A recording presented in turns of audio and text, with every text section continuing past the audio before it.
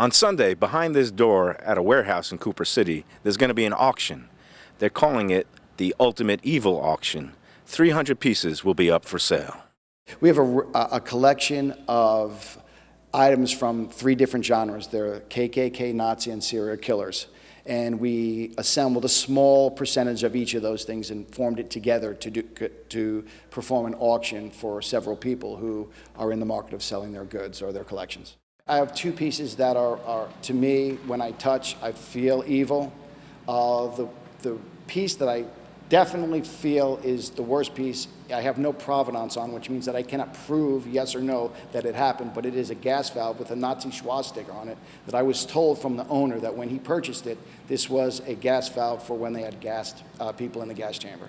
Yeah, the other one to me is the slave collar. It has a uniqueness. It shows you in history how insignificant colored people were at the time. It just shows you how low they thought of real human beings.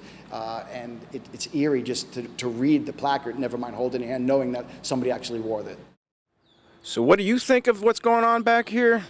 Well, in my opinion, they're calling it evil. I think it's vile.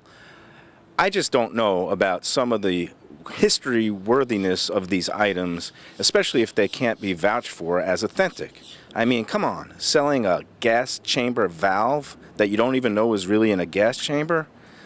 As somebody who is Jewish and who knows people who actually had relatives killed in the Holocaust, that just makes my stomach churn. They have a historical significance in them, and I can't change the course of history. Now, Scott says he's reached out to some organizations, including a Holocaust museum locally and the Adam Walsh Foundation, to see if they'd be interested in receiving a portion of his proceeds. Talked with the Adam Walsh Foundation, a couple of other foundations around there. They still have not gotten back to me. I've reached out. I wanted to. So whatever you think about these items, the offensive symbols, Confederate flags, KKK uniforms, the bottom line is this is capitalism, for better or worse. There are willing sellers, and there might be willing buyers, and there's an auctioneer who stands to make a profit off it. In my mind, I think he should give all his proceeds to charities that work against racism and Holocaust awareness.